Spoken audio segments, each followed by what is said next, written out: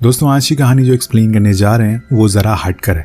ये आपको हंसाएगी, रुलाएगी और बहुत सारा सर्वाइवल मसाला भी देगी। तो चलिए शुरू करते हैं। कहानी शुरू होती है पर्क नाम के आदमी से जो अपने नए घर में शिफ्ट होने वाला है, लेकिन उससे पहले वो अपने सामानों को ऊपर चढ़ाता है। पर नीचे एक कार खड़ी होने की वजह से वो क्रेन वहां पर आ नहीं पा रही थी, इसीलिए वो उसके मालिक को कॉल लगाता है जिसका नाम होता है मोनसोई। अब वो आ तो जाता है लेकिन बहुत ही देर बाद आता है और उल्टा पर्क को बहुत बुरा भला सुनाने लगता है, यहाँ तक कि वो तो कार से उसे ठोकने भी वाला था। सही समय पर पर्क वहां से पीछे हट जाता है और उसे कहता है कि तुमने जो मेरा संडे खराब कर दिया है, आइंदा से ध्यान रखना, जब भी मुझे कॉल करना तो याद रखना कि संडे ना हो। अब उसका आज पहला दिन है इस घर में और पहले ही दिन उसकी लड़ाई हो गई, जिस चक्कर में उसकी वाइफ उसे बहुत डांटती है। इसके बाद उसे अपनी पड़ोसन मिस यू भी मिलती हैं जो ऑनलाइन फूड का काम किया करती हैं अपने घर चलाने के लिए, क्योंकि उनके हस्बैंड की मौत हो गई है। अब जाने से पहले वो अपनी बेटे ली को बोल कर जाती हैं कि किसी भी अनजान आदमी से बात मत करना, चाहे कुछ भी हो जाए। उधर सामान शिफ्ट होने के बाद पर्क बहुत ही खुश होता है। वो फाइनली अपने खुद के घर में आ चुका है जो उसका हमेशा से सपना था। उसका पूरा परिवार बहुत खुश था, लेकिन यहाँ एक थोड़ी अजीब चीज़ होती है। जब भी उसका बेटा अपना मार्बल ज़मीन पर फेंकता है तो एक ही दिशा में जाने लगता है। अब ये देखकर उसे एक बार ख्याल आता है कि कहीं ये बिल्डिंग एक तरफ झुकी तो नहीं है, लेकिन वो इसे इग्नोर कर देता है। अगले दिन उस ऑफिस जाने से पहले वो अपने लिए एक जिम ढूंढने के लिए जाता है जहाँ पर कोच कोई और नहीं बल्कि मोनसाई होता, जिसे देखकर वो वहाँ से भाग जाता है क्योंकि उसकी तो शुरुआत से ही उसे नहीं बनती, और अपने ऑफिस आ जाता है जहाँ पर वो सभी को बताता है कि मैंने अपना नया घर ले लिया है और इसमें शिफ्ट भी हो गया हूँ। लेकिन जब वो उसका एड्रेस बताता है तो सभी लोग हैरान हो जाते हैं क्योंकि वो जगह बहुत ही पुरानी थी, खासकर उस जगह का क्राइम रेट बहुत ज्यादा था। लेकिन पर्क उन्हें कहता है कि ये सब सिर्फ अफवाह है, ऐसा कुछ नहीं है, तुम लोगों को वहां पे आना चाहिए। तो वो कहते हैं कि ठीक है, नेक्स्ट वीकेंड हम सभी वहां जरूर आएंगे। पर यहाँ अभी तक उसे दिमाग में वो मार्बल वाली बात हटी नहीं थी, इसलिए ऐसे ही इंटरनेट पर वो टिल्ट बिल्डिंग के बारे में सर्च करना शुरू कर देता है। पर उसे कुछ खास नहीं मिलता जिससे कि उसे कुछ जानकारी मिल सके। घर जाने पे वो फिर से मार्बल को फेंक कर देखता है और इस बारी भी वो उसी डायरेक्शन में गिरने लगता है, जिसे देखकर उसे थोड़ी घबराहट तो होती है। वो सोच में पड़ जाता है कि कहीं वो सच में तो बिल्डिंग टेढ़ी नहीं है, लेकिन उसकी वाइफ ये बेकार की बातें सोचने के लिए मना करती है और उन्हें कहीं बाहर ले जाने को बोलती है। वो अपनी फैमिली को उस दिन डिनर पर ले जाता है, लेकिन वहां पर कितनी ज्यादा पी लेता है कि वो कैब बुक कर देता है। और वहाँ उस कैब का ड्राइवर कौन होता है, गेस करिए? जी हाँ, मोनसाई निकलता है, जिसे देखकर वो उसे पूछ ही लेता है कि यार तुम कितना काम करते हो। वो कहता है कि ये तो मैं पार्ट टाइम करता हूँ ताकि कुछ एक्स्ट्रा पैसे कमा सकूं। अब अगले दिन पर्क जब ऑफिस जाता है तो उसका कलीग कहता है कि मैं तुम्हारे घर के लिए कुछ प्रेजेंट देना चाहता हूँ। तो पर्क कहता है कि कुछ देने से अच्छा है कि तुम मुझे पैसे दे दो। तो वो उसे पैसे दे देता है और वो उन्हीं पैसों से चेयर लेकर आता है और उस पर बैठकर झूलने लगता है, जिसे देखकर उसकी वाइफ उसका बहुत मजाक बनाती है, लेकिन उसे कोई फर्क नहीं पड़ रहा था। अब उसी दिन तेज बारिश भी होती है, जिसकी वजह से उस बिल्डिंग के पार्किंग एरिया में क्रैक आ जाते हैं, जो असल में इसलिए हो रहे थे क्योंकि ये बिल्डिंग बहुत ही पुरानी है और दोस्तों ये सच में एक तरफ झुकी हुई है। ऐसा इसलिए हुआ क्योंकि इसके नीचे से जो पाइपलाइन गई है उसमें अब लीकेज होना शुरू हो गया है। ये किसी भी समय गिर सकती है, पर अभी इस बारे में बिल्डिंग वालों को कोई भी अता पता नहीं है। अगले दिन जब मोनसोई सोकर उठता है तो देखता है कि लिफ्ट के बाहर एक शीशा टूट चुका है, लेकिन जैसे ही वो उसे छूता है वो पूरा टूट जाता है और ये चीज एक औरत देख लेती है, जिससे उसे लगता है कि ये उसी का काम है और इसीलिए वो उसे ठीक करने को बोलती है। इधर दूसरी तरफ जब पर्क कार को निकालता है तो उसकी नजर नीचे पड़ी क्रैक पर पड़ती है, जिसे उसे लगता है कि शायद ये कुछ गड़बड़ है और इसीलिए वो म्युनिसिपैलिटी को कॉल करता है। पर वो कहते हैं कि हम तभी आएंगे जब सारे लोग राजी होंगे। और जब वो रात में सभी लोगों से बात करने के लिए जाता है तो सभी लोग आपस में ही लड़ने भिड़ने लगते हैं और इसीलिए वो बिना कुछ कहे ही अपने घर वापस आ जाता है। वही मोनसाई अपने बेटी से कहता है कि तुम स्मोक टेरिस पर जाकर किया करो। सारे पड़ोसी कहते हैं कि बालकनी से उनके घर में स्मेल जाती है। उसका बेटा कहता है कि मैं तो स्मोक करता ही नहीं हूँ और उल्टा अपने डैड को ही सुना देता है, मुझे लगता है कि आप ही स्मोक करते हो। नेक्स्ट डे अब पर्क के ऑफिस वाले उसके घर आते हैं, लेकिन जब वो मोनसोई को मिरर ठीक करते हुए देखते हैं तो उस पर हंसने लगते हैं। वो कहता है कि लगता है कि आप लोगों को इस बिल्डिंग के बारे में नहीं पता है, देखो वहां पर क्रैक आ चुकी है। लेकिन तभी पर्क बात को पलट देता है और उन सभी को ऊपर ले जाता है जहाँ उसका घर उन्हें देखकर बहुत पसंद आता है। वो पूरा दिन पार्टी करते हैं, लेकिन जब उनके घर जाने की बारी आती है तो उसके दो कलीग ज्यादा पीने की वजह से जा नहीं पाते, इसलिए पर्क उन्हें रोक लेता है। नेक्स्ट मॉर्निंग यू को एक अर्जेंट मीटिंग के लिए जाना होता है, इसलिए वो जल्दी से उठता है और जैसे तैसे तैयार होकर निकल जाता है टैक्सी में। लेकिन बीच में उसे याद आता है कि उसका बैग तो घर पर ही रह गया, इसलिए वो वापस से ऊपर जाता है, बैग को ले आता है। लेकिन उसका कैब ड्राइवर बाहर फोन पे ही बिजी था। उधर पर्क अभी भी सो रहा था, इसलिए उसका बेटा और वाइफ दोनों सामान लेने के लिए घर से बाहर जा रहे थे। लेकिन तभी उसकी वाइफ को याद आता है कि वो अपना फोन घर पर ही भूल गई है, इसलिए वो अपने बेटे को जाने को कहती है। तो वो चला जाता है। उधर मोन्साई अपार्टमेंट के सभी लोगों से पानी के बारे में पूछता है, लेकिन कोई जवाब नहीं दे रहा था, जिसका मतलब ये था कि बिल्डिंग में इस समय ज्यादा लोग मौजूद नहीं है, क्योंकि पानी ना होने की वजह से वो सभी अपने रिलेटिव के घर चले गए थे। और तभी वो एक दूसरे घर में पानी के लिए जाता है, जहाँ पर ली नाम का लड़का रहता था। ये बच्चा असल में मिस ऊ का बेटा होता है, जो कि ऑनलाइन फूड का काम करती थी। जब मोन्साई उसे पानी के बारे में पूछता है तो वो कोई जवाब नहीं देता, क्योंकि उसकी माँ ने मना किया है कि किसी भी अनजान आदमी से बात नहीं करे। इसके बाद वो छत पर चला जाता है, जहाँ पर उसके खुद का बेटा स्मोक कर रहा था, पर वो उसे देखकर छुप जाता है। बिल्डिंग के साइड में रहने वाले अंकल मोन्साई को पानी दिखाकर उसे टीज करने की कोशिश करते हैं, पर तभी कुछ ऐसा होता है जो उन्होंने कभी जिंदगी में सोचा नहीं होगा। तो उस जगह की जमीन फटना शुरू हो जाती है। जैसे कि मैंने आपको शुरुआत में ही बताया था, इस जगह पर लीकेज हो रही है, जिसकी वजह से जमीन में होल बनता जा रहा है, और आज जिसका डर था वही हो जाता है। पूरी बिल्डिंग उस होल में धीरे धीरे करके समाना शुरू हो जाती है। सभी आसपास के लोग बहुत डर जाते हैं और अपनी जान बचाने के लिए भागना शुरू कर देते हैं, लेकिन जो भी लोग बिल्डिंग में थे वो अंदर ही रह जाते हैं, और इधर यू जो कि कार के अंदर ही था वो वहीं फंस जाता है। फिर उसकी कार धीरे धीरे करके बिल्डिंग के साथ ही नीचे चली जाती है। पहले तो उसे कुछ पता नहीं चलता कि ये सब हो क्या रहा है, लेकिन जब वो नीचे पर्क का फ्लैट देखता है तो हैरान रह जाता है। तभी वहाँ पर्क आता है, जो उसे फौरन बाहर निकालता है, जिसके बाद वो दोनों अपने कलीग यूहान को ढूंढने लगते हैं, जो कि बेड के नीचे बेहोश पड़ी थी।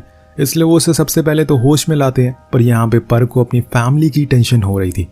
वहीं दूसरी ओर हम मोन्साई को देखते हैं, जो ढेर सारी मिट्टी के नीचे दबा हुआ था, पर होश आने पे वो उसे बाहर निकालने की कोशिश करते हैं और तेज तेज आवाज़ लगाता है। उसकी आवाज़ सुनकर वहाँ पर तीनों लोग आते हैं, क्योंकि यहाँ यूहान को भी अब तक होश आ चुका था। वो सभी मिलकर उसे बाहर निकालते हैं। देन वो पर्क को बताता है कि मैंने तुम्हारी फैमिली को बाहर जाते हुए देखा है, और ये सुनकर उसे थोड़ा सुकून मिलता है। अब इसके बाद सभी लोग ये सोचने लगते हैं कि क्या पता उनके अलावा इस बिल्डिंग में कितने लोग फंसे हो, इसलिए हमें फौरन और लोगों को भी ढूंढना होगा। लेकिन मोन्साई बताता है कि जब मैं सभी लोगों के घर पर गया था पानी के लिए, तो मुझे कोई भी घर पर नहीं दिखा, जिसका मतलब ये है कि पानी ना आने की वजह से सभी लोग अपने अपने घर छोड़कर अपने रिलेटिव के यहाँ गए हुए हैं। अब तभी अचानक से एक दरवाजे से मोन्साई के बेटे सैम बाहर निकलता है, और वो अपने चारों ओर चीजों को देखकर हैरान था कि आखिर वो यहाँ पर पहुंचा कैसे। तब उसके डैड उसे बताते हैं कि शायद तुम ही थे जो टेरेस पर स्मोक कर रहे थे, और जिस जगह से तुम बाहर निकले हो वो टेरेस का गेट है। तो वो कहता है कि ठीक है, लेकिन मुझे सर्वाइविंग स्किल आती है कि कैसे यहाँ पर खुद को जिंदा रखना है। मैंने मोबी टीवी चैनल की वीडियोस से सीखा है। सबसे पहले हमें आग जलानी होगी, इसके बाद ऊपर हेल्प के लिए सिग्नल भेजना होगा, ताकि उन्हें पता चल सके कि हम जिंदा है। अब सभी लोग उसकी बात को मान लेते हैं और बीच में जाकर एक साथ तेज तेज चिल्लाना शुरू कर देते हैं, लेकिन इसका कोई फायदा नहीं होता, क्योंकि ये होल बहुत ही बड़ा था और बहुत ही अंदर। ऐसे किसी इंसान की आवाज ऊपर तक जाना मुश्किल है। अब सभी लोग थक कर बैठ जाते हैं, लेकिन यहाँ पर्क को बहुत बुरा लगता है। उसके चक्कर में उसके कलीग भी इस मुसीबत में फंस गए, और इसीलिए वो उन सभी से माफी मांगता है। अब इनकी मुसीबत कम नहीं हो रही थी कि इसी वजह से तेज बारिश होना शुरू हो जाती है, जिसमें आग जलाना मुश्किल हो रहा था। तो मोन्साई पर्क की चेयर को तोड़कर उसे जला देता, और फिर सभी लोग अपने अपने घर से बचा हुआ खाना वहां लेकर आते हैं। वहीं ऊपर हम देखते हैं कि सभी फैमिलीज को अब एक बस में बैठाकर दूर ले जाया जा रहा है, क्योंकि उन्हें डर है कि कहीं दूसरी बिल्डिंग भी ना गिर जाए।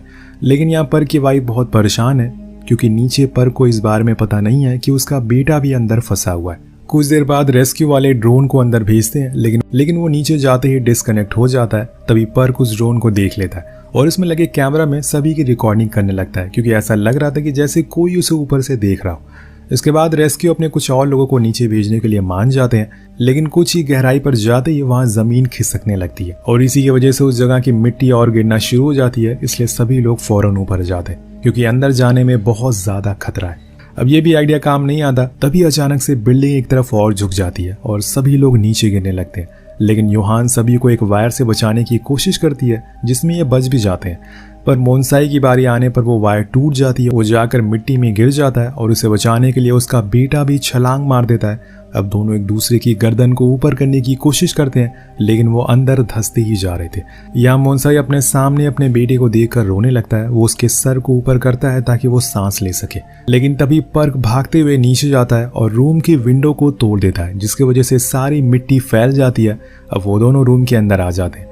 अब यहाँ दोस्तों पर्क की होशियारी की वजह से उनकी जान बच जाती है। वहीं ऊपर सभी लोगों को बताया जाता है कि अब साइड वाली बिल्डिंग गिरने वाली है, इसलिए आप लोगों को उसको खाली करना होगा ताकि हम उससे पहले उसे गिरा सकें। लेकिन कोई भी राजी नहीं होता, कोई अपना घर नहीं छोड़ना चाहता है। तभी एक अंकल लौटकर कहते हैं कि हमें ये करना ही होगा, वरना कल को हमारा भी वही हाल होगा जो आज उन लोगों का है। और इसीलिए उस इमारत को भी गिराने का काम शुरू कर दिया जाता है। इधर नीचे एक चमत्कार होता है, वो ड्रोन फिर से चलना शुरू हो जाता है और ऊपर आ जाता है, जहाँ पर सभी लोगों को वो रिकॉर्डिंग मिलती है जो कि पर्क ने और उसके साथियों ने रिकॉर्ड करी थी। उसे देखकर उन्हें अंदाजा हो जाता है कि अभी तक सारे लोग जिंदा हैं। इसके बाद हम मिस यू को देखते हैं, जो पर्क की वाइफ से कह रही थी कि रिकॉर्डिंग में सभी लोग तो हैं, लेकिन उन्हें उनका बेटा दिखाई नहीं दे रहा। वो ऊपर वाले से प्रार्थना करती हैं कि ऊपर वाला उसकी रक्षा करे और बोलती हैं कि जैसे ही वो ऊपर आएगा अगले दिन वो अपनी शॉप को बंद करेंगे और पूरा समय उसके साथ बिताएंगी। और ये बोलते ही वो रोने लगती हैं। उन्हें डर है कि कहीं उनका बेटा मर तो नहीं गया। दोनों एक दूसरे का साथ देते हैं और हौसला बढ़ाते हैं। इसके बाद नीचे पर्क और मोन्साई एक दूसरे से ढेर सारी बातें करते हैं, जिसमें मोन्साई उसे सॉरी कहता है कि अभी तक वो उसे बहुत ही रूड बिहेव कर रहा था, लेकिन आगे से कभी भी ऐसा नहीं होगा। जिसके बाद वो लोग अपनी पुरानी बातों को याद करके भाई इमोशनल हो जाते हैं। तभी सैम देखता है कि ऊपर से कुछ आ रहा है। दरअसल दोस्तों, ये रेस्क्यू टीम ने कुछ चीजें नीचे भेजी थी, इनके लिए कुछ खाने का सामान, ऑक्सीजन और एक सैटेलाइट फोन भी, जिससे कि वो ऊपर बात कर सके। यहाँ पर की वाइफ उसे बताती है कि हमारा बेटा नीचे पार्किंग एरिया में फंसा हुआ है। ये सुनकर वो बहुत ज्यादा डर जाता है। तभी हेड बताते हैं कि तुम्हें अपने बेटे को जल्द से जल्द बचाना होगा, वरना कुछ ही देर में उस टनल में फ्लड आने वाला है। वो फौरन अपने लोगों के साथ लिफ्ट वाले एरिया में जाता है, जहां से वो वायर को पकड़कर नीचे जाता है, लेकिन इतने में ऊपर साइड वाली बिल्डिंग भी गिर जाती है, जिस वजह से पर्क नीचे अब फंस चुका है। उसका रास्ता बंद हो जाता है और तभी दूर टनल की दूसरी साइड में उसे अपना बेटा दिखाई देता है, जो कि कार के अंदर था। वो फौरन उसे बाहर निकालता है और दोनों गले लग जाते। वो कहता है कि हमें सैंग वॉन को भी बचाना होगा, लेकिन पर्क ऐसे किसी इंसान को नहीं जानता, तो वो उसका बेटा उसे उनके पास ले जाता है। तो दरअसल दोस्तों, ये वही मिस यू का बेटा था। जब पर्क उसके पास जाता है तो वो लेटा हुआ था और उसे देखकर वो समझ जाता है कि इसकी मौत हो चुकी है। उसकी ऐसी हालत देखकर पर्क पूरी तरह से टूट जाता है कि वो उसकी माँ को क्या जवाब देगा। उसके साइड में एक बूढ़ी लेडी भी बैठी हुई थी, जिसे पर्क ऊपर चलने को बोलता है, लेकिन वो मना कर देती है क्योंकि उसने भी अपनों को खो दिया था और अब वो जीना नहीं चाहती थी। उस बच्चे के बाल को काट कर पर्क को देती है और कहती है कि तुम्हें इसे ऊपर जाकर इसकी माँ को देना है। पर्क बहुत ही दुखी होता है, लेकिन उसे यहाँ से निकलना है क्योंकि पानी भरता ही जा रहा है।